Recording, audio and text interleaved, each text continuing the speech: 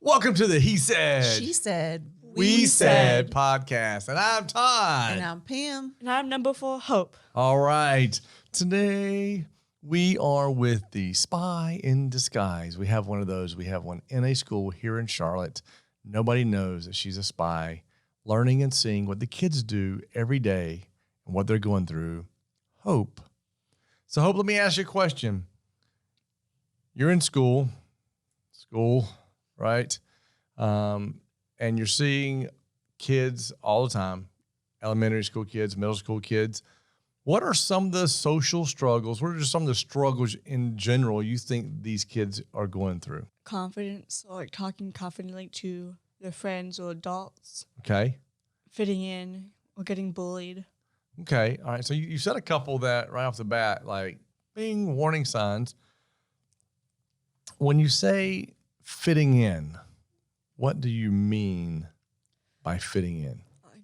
Instead of being a leader, they want to follow people. Like if they wanted to do something they didn't want to do, but everyone else wanted to do it, they would go ahead and do it because they want to fit in. So what I'm hearing is kids are learning early on to not make great decisions because they want to be liked by other people. So I'll do whatever that activity is, even if it's not a good activity. Yes. And you've seen stuff like this happen? Mm-hmm. Okay.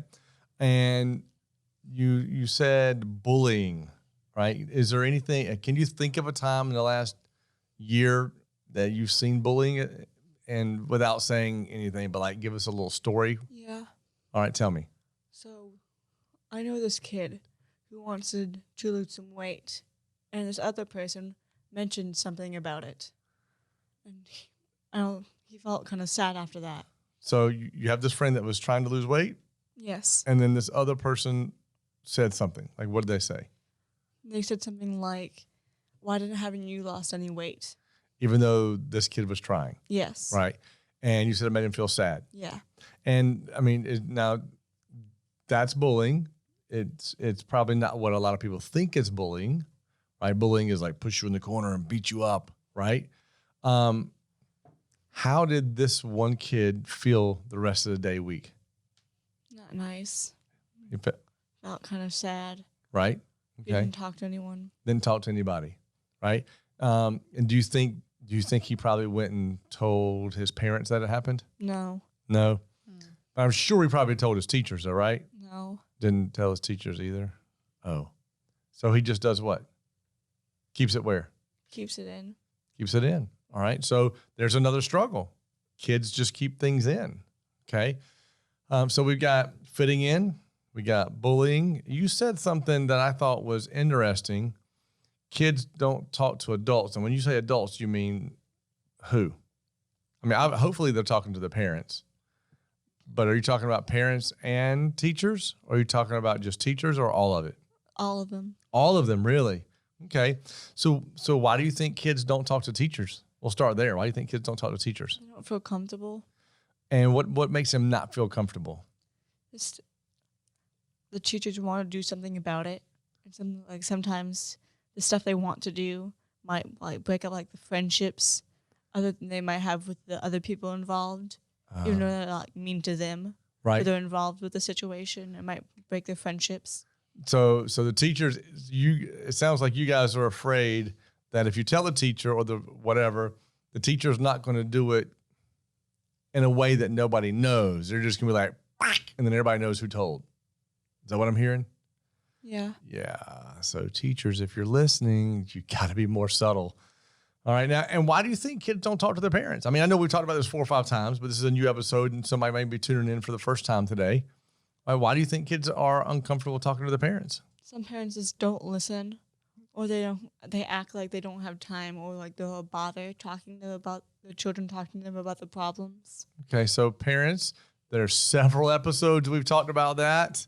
Go back and see those podcasts if you want to learn more about that. And the number 4, which I thought was interesting, you said kids aren't feeling confident talking to their peers, their friends. Tell me about that.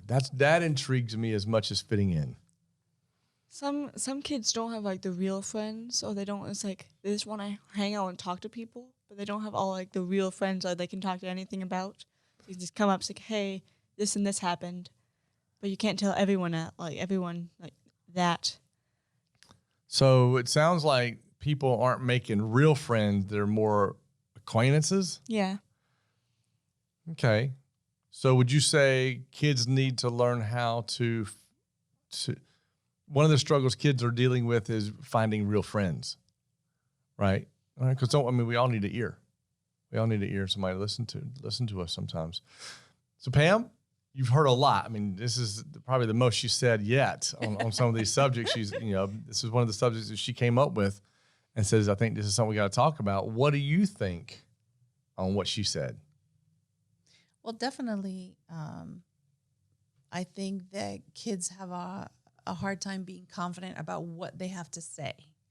So it's like, you don't want to express yourself because the minute you do, someone's going to say something probably opposite about what you think. So, I think it's like a really big deal. We need to be able to be confident about what we like, even if it's not the most popular thing. Some kids are all over the place on different ideas. So it's like the music. Some might like rock, some might like pop, some might like, I don't know, country. Rap or country. Yes, country. Sorry. Forgot about that one. So it's really hard for them to express themselves because they know that, or at least they fear that someone's not going to think the way that they do or may be made fun of. Criticized. Yeah. Okay. And I think that you know what? We were made to talk to adults.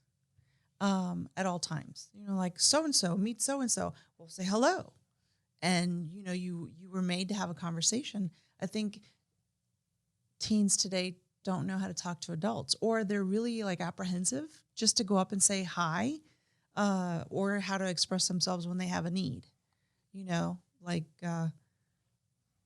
don't know how many kids have ever talked to their principal, or why would you talk to the principal?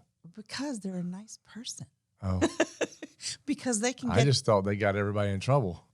Well, I don't know. See, that's an adult vision. If I want to get something done, I'm going to talk to the person that's the highest that can get stuff done. So, but in any case, if you have an issue and the person you need to talk to is the most uncomfortable person that you can think of, those needs are never going to get met. So I think that's a big deal nowadays. So let me ask this, because we're not going to solve.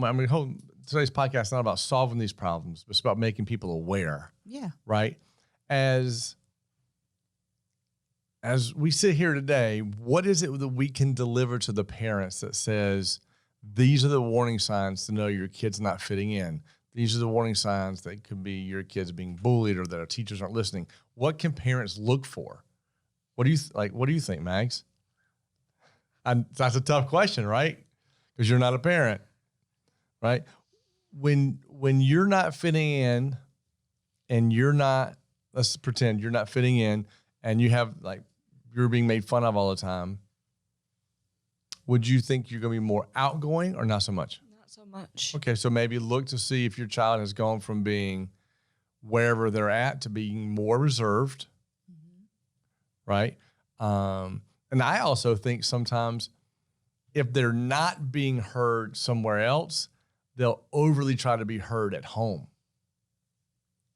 Sometimes they'll go the opposite direction because at school, I'm never heard, I'm never listened to, nobody pays me any attention, I'm nobody's friend. So when I'm at home, I need to battle for that attention, that significance, and that love and connection, right? And so sometimes I've seen kids go the other direction and be like, me, pay attention, which should be a warning sign too that maybe something's not normal over there if that's not the normal behavior I've seen before. And if that's your child all the time, that's one thing, right? But if your child hasn't been like that and then starts being like that, then now you got to start looking. What's something else? What's a warning sign for bullying?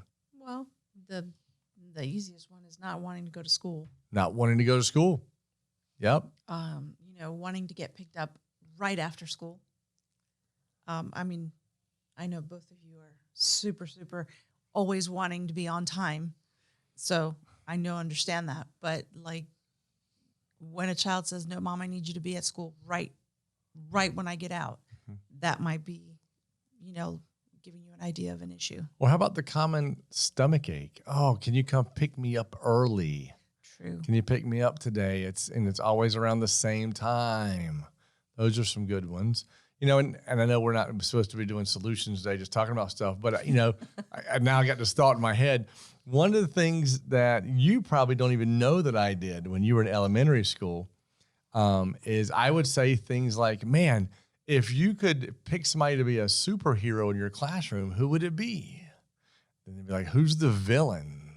Right. And so, or, who's the scary, the alien monster? Right. If a kid's real young, who would be the guy that Scooby-Doo found out that everybody is making all the trouble? Right. And then they would start naming names. I'm like, all right, let me start putting these kids in categories. Right. So sometimes when your kids don't talk to you, or you think something's going on, you always ask those questions that are off the wall that nobody thinks you're going to get any information from, but you can actually get a lot of information from that. Those are good questions. They've worked wonders on all 4 of our kids. We found out a lot of information. All right, guys, that wraps up our podcast today. Be on the lookout to see if your kids are struggling with fitting in, are they being bullied, or are they talking about other kids that are not fitting in or being bullied?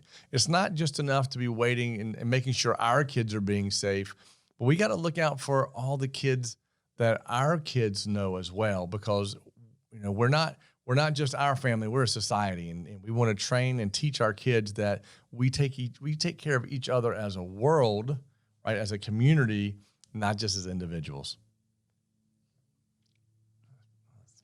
Gosh, I've been on a soapbox right there. That was a good one. All right.